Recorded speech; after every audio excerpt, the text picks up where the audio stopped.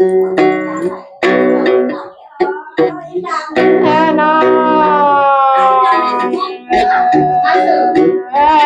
ยังจบปีเป็นแม่ชื่อจูปิลาบาเลโอได้คุณโอ้ยคนใจกันเดน้องเอ้ยน้องใจยังจบชื่อในเมืองเลวพี่ให้มาชนสิ่งเหตุ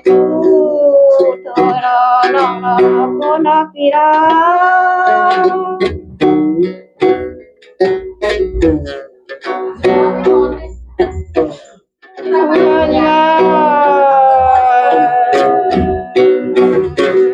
มันเจอแต่นอ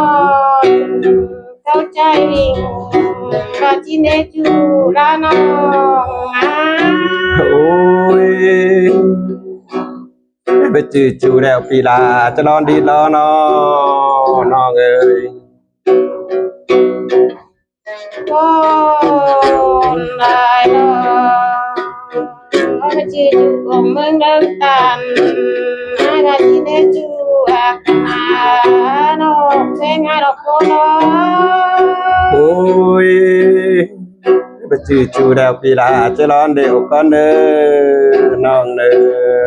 ไปจืดใต้เมืองเดียวพี่ไอ้ก็จะนอนเด้อเด้อเสียวตาอันก่อนน้องโอ้